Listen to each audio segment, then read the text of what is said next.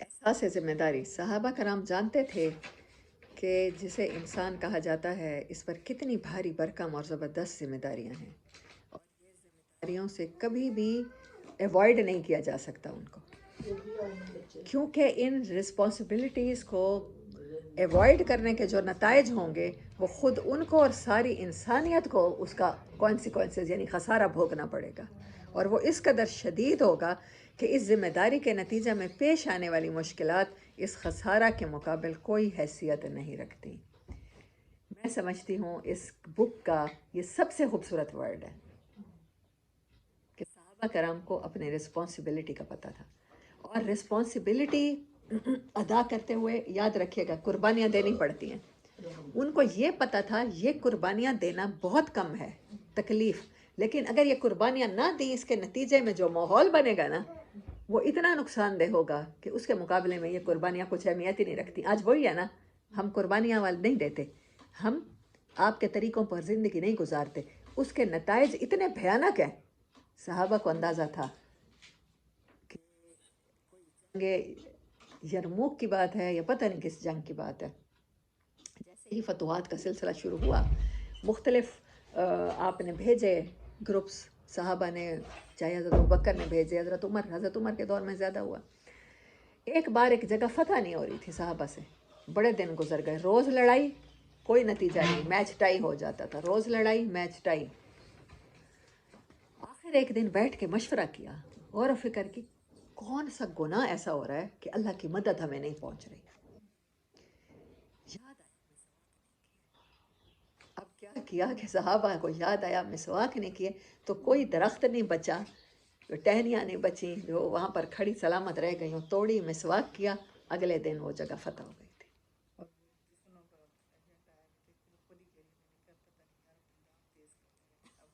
اچھا ہمیں کھائیں گے وہ مسواک کو دیکھ کے یہ دوسرے پہ امپیکٹ یہ پڑا اور اللہ کی مدد ایسی آئی، یعنی کہ وہ ایک ایک سنت کو سمجھتے تھے اگر ہم نے نہ کیا، اور آج ہم کہتے ہیں دوسرا نکاح فرض تو نہیں ہے سنت ہی ہے نا،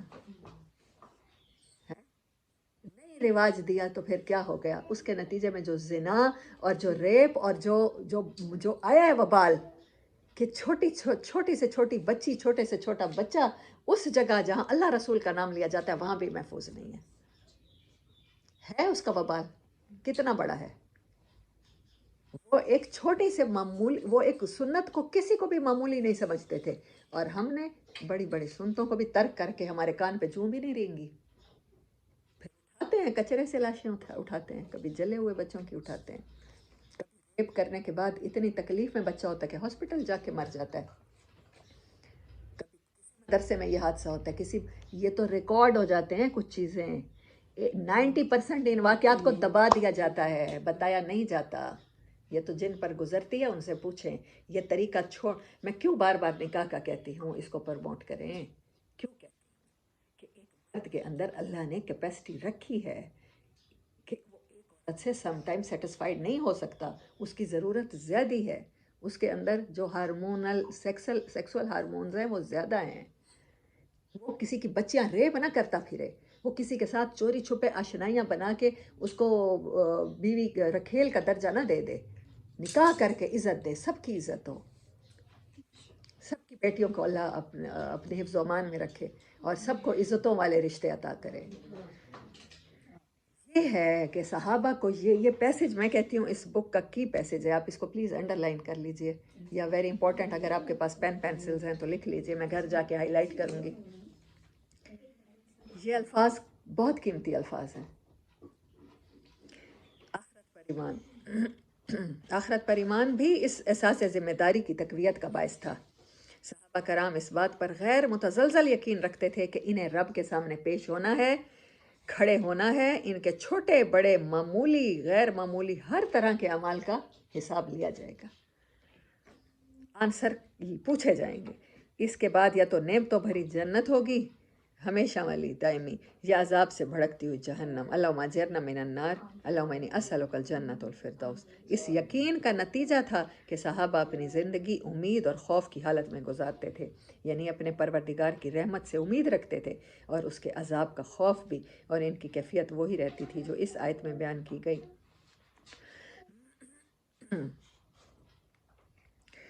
والذين يؤتون ما آتوا وقلوبهم وجلة أنهم إلى ربهم راجعون. وہ جو کچھ کرتے ہیں دل کے اس خوف کے ساتھ کرتے ہیں کہ انہیں اپنے رب کے پاس پلٹ کر جانا ہے. جس کو اس بات کا یقین ہو گیا نا، میرا خیال ہے وہ پھر دنیا میں کسی کے ساتھ ظلم زیادتی کر ہی نہیں سکتا. اصل میں ہم نے کلمہ صرف زبانی پڑھا ہوا ہے. وہ جو کہتا تھا ابو جہل ایسا کلمہ تو 10 دفعہ میں بھی پڑھنے کو تیار ہوں، ہم نے وہی والا پڑھ لیا ہے. اصل میں ہمارے دل کو یقین نہیں ہے کہ ہماری پیشی ہونی ہے. انہیں اس کا بھی یقین تھا کہ دنیا اپنی ساری نعمتوں اور مصیبتوں سمیت آخرت کے مقابلے میں ایک مچھر کے پر کے برابر بھی نہیں. دنیا کی جتنی بھی مصیبت آ جائے آخر کو ختم ہو جانی ہے. تو 2.5 گھنٹے کا ٹیسٹ ایگزامینیشن حال ہے، ٹیسٹ دینے آئے ہیں، ختم. اس کے مقابلے میں وہ اپنی آخرت کو داؤ پہ نہیں لگاتے تھے.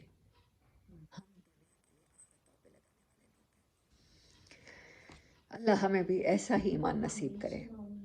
اور یہ یقین اتنا پختہ تھا کہ اس کے سامنے دنیا کی ساری مشکلات، ساری مشقتیں اور تلخیاں ہیج تھیں. انہیں دنیا میں بیوی بچے چھوڑ جاتے تھے، انہیں دنیا میں رشتہ دار چھوڑ جاتے تھے، انہیں دنیا میں اپنے ہاتھوں سے اپنے کافر رشتہ داروں کے گردنیں کاٹنی پڑتی تھیں. تو یہ آزمائشیں بھی انہیں کم لگتی تھیں کہ کہیں آگ میں نہ ڈال دیے جائیں. اور ہمیں تو وہ ایمان بھی نصیب نہیں ہے. صرف شفاعت کی امید پر ہم کہتے ہیں اپنے گناہوں کے، یہودیوں کی طرح کہتے ہیں ہمیں جہنم کی آگ چند روز چھوئے گی. آخر میں تو امت محمدیہ کے ہر فرد نے جنت میں جانا ہے. ہم نے اتنا صبر آگ پر کیسے کر لیا چند دن؟ آپ 5 منٹ اپنی خوشی سے جلتے ہوئے توے پر ہاتھ رکھیں، پھر کہیں کہ ہاں یہ گوارا ہے. چلے 5 منٹ زیادہ ہیں، 1 منٹ کر لیتے ہیں.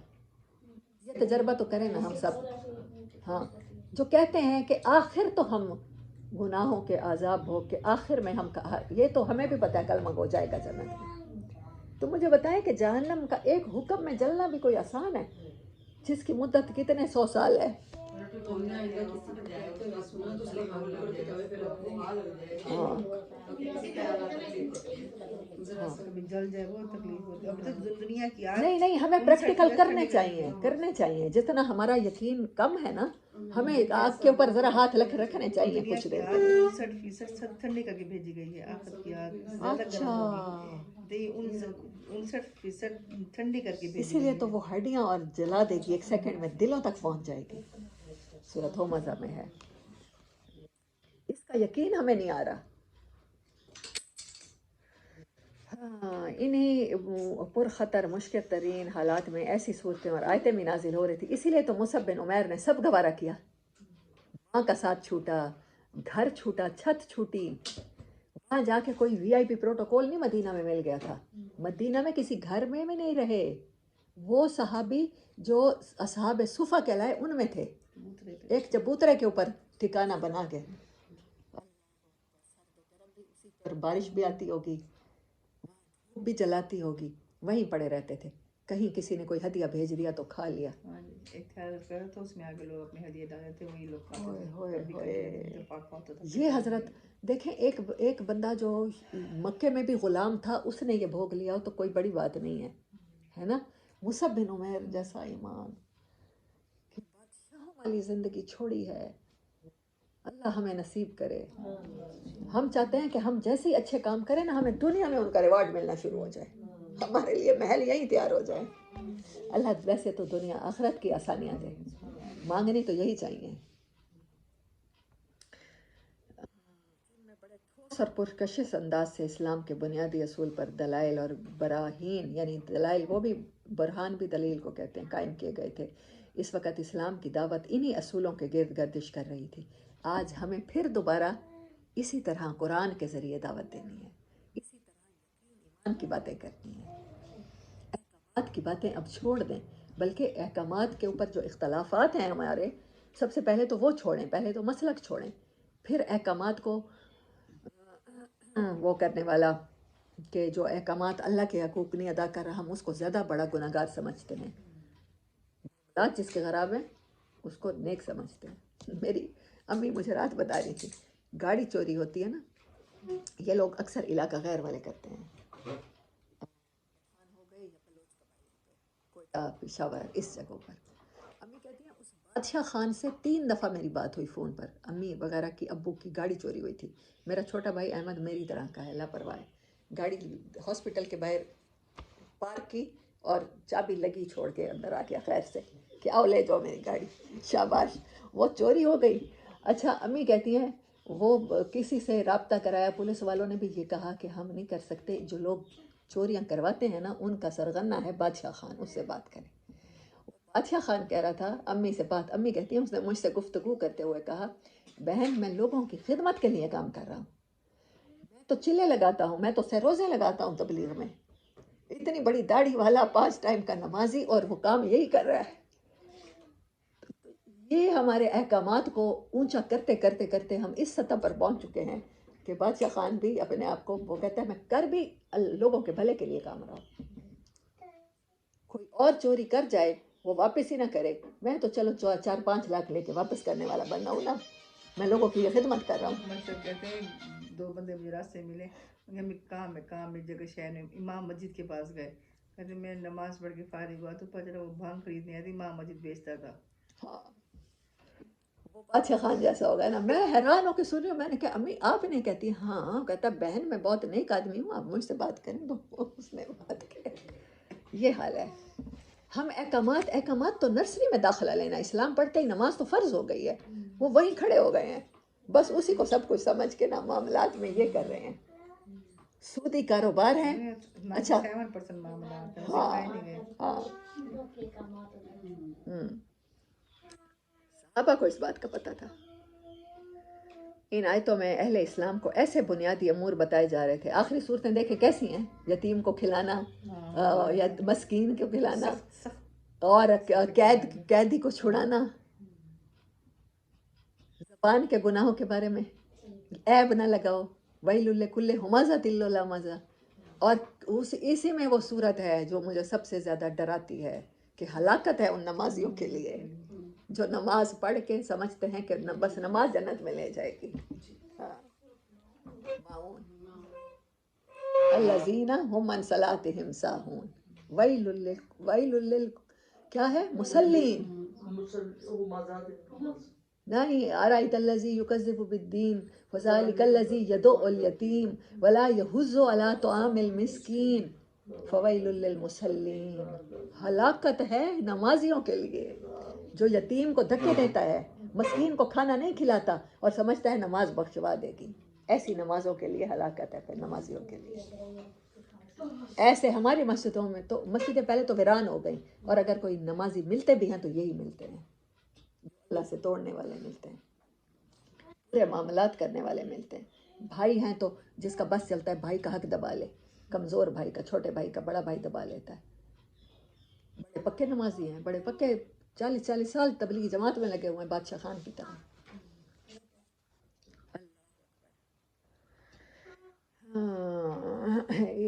ایسی آیت، ان آیتوں میں ایسے بنیادی یعنی بیسک مینرز اور ایتھکس بتائے جا رہے تھے جن پر اللہ تعالیٰ نے عالم انسانیت کے سب سے باعظمت اور پر رونق معاشرے یعنی اسلامی معاشرے کی تعمیر کی ابتدا یعنی اس کی بنیاد رکھی۔ نیز ان آیتوں میں مسلمانوں کے جذبات اور احساسات کو صبر پر ابھارا جا رہا تھا۔ صبر کسے کہتے ہیں؟ ثابت قدمی، ہم تو صبر اور کہتے ہیں نا۔ اس کے لیے مثالیں دی جا رہی تھیں اور اس کی حکمتیں بیان کی جاتی تھیں۔ یہ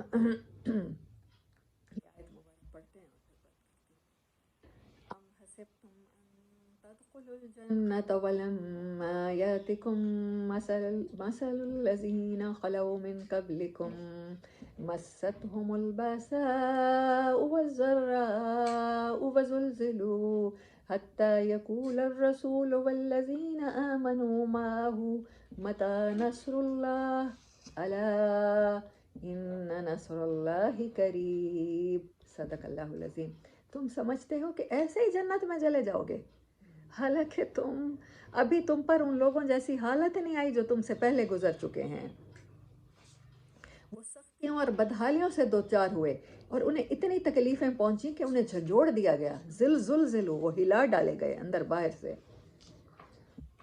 زلزلوں کا ورڈ اوپر آیا نا تو اس کا ترجمہ کیا جھنجھوڑ دیا گیا، یہاں تک کہ رسول اور جو لوگ ایمان لائے تھے وہ بول اٹھے، یعنی کہ اتنی تکلیف ہوئی کہ ان کے اندر سے ہائے نکلی کہ اللہ کی مدد کب آئے گی؟ سنو، اللہ کی مدد قریب ہی ہے، خبردار۔ اللہ کا کیا مطلب ہوتا ہے میں آپ کو پہلے بتاتی ہوں، بڑی زور دے کے غور سے سنو کہ جو ایمان رکھتا ہے نا وہ یقین رکھے کہ اللہ کی مدد قریب ہی ہے، اللہ ہماری بھی مدد کرے، اللہ فلسطین کے مسلمانوں کی بھی مدد کرے، اللہ ہر بے کس مسلمان کوئی گھر میں ہے کوئی پریشان ہے اس کی مدد کرے۔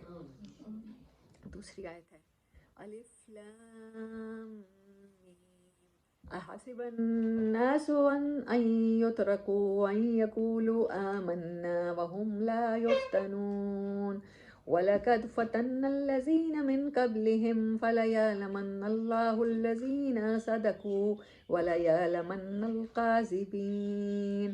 صدق اللہ العظیم۔ اس کا ترجمہ میں آج آپ کو کرتی ہوں، قرآن کو لٹرل میننگ کرنے کا موقع ملا ہے۔ نیچے مت دیکھیے اس کا ترجمہ، سناتی ہوں آپ کو۔ الف لام میم احسب الناس، کیا لوگوں نے یہ سوچ لیا ہے، کیا ان کو یقین ہو گیا ہے؟ حسب اللہ کسے کہتے ہیں؟ اللہ پر توکل، بھروسہ۔ لوگوں نے اتنا سوچا ہے اس بات کو بھروسے مند کہ یوترکو کا روٹ ورڈ ہے تارا کا، کہ وہ ایسے ہی چھوڑ دیے جائیں گے صرف یہ کہنے پر یقولو آمنا، کہ ہم ایمان لے آئے، کلمہ پڑھیں گے، ہاں کہیں گے ہم اللہ پر ایمان لائے، ہم آخرت پر ایمان لائے، صرف زبان سے کہنے پر ان کو معافی مل جائے گی، ان کو جنتیں مل جائیں گی۔ وہم، اور وہ لا یفتنون، وہ فتنے میں نہیں ڈالے جائیں گے۔ اور فتنہ کسے کہتے ہیں؟ فتنے کے تین مطلب، کسی بھی دھات کو اتنا گرم کیا جائے کہ وہ پگھل کے مولڈ ہو جائے۔ سکے ہوتے ہیں، سکوں کے اوپر کارونگ بنی ہوتی ہیں، سکے کو جب پگھلایا جاتا ہے، کسی بھی دھات کو، تانبے کا ہے، پیتل کا ہے، کوئی بھی ہے، اس کو پگھلایا جاتا ہے، پھر اس کے اوپر کسی نہ کسی یادگار کی تصویر، مونومنٹ بنا ہوتا ہے، یا کسی قائد کی تصویر بنی ہوتی ہے۔ وہ چیز اتنی پگھلے کہ جس فارم میں اسے بنانے والا بنانا چاہتا ہے وہ اس فارم میں آ جائے۔ یہ فتنہ، جب لکڑی کو وہ بڑھئی کاٹتا ہے، کاٹ کے چھیل کے اسے میز یا کرسی یا کسی بھی چیز کی شیپ دیتا ہے، اس چیز کو بھی فتیان کہتے ہیں، اس عمل کو۔ دو فتنے کے مفہوم۔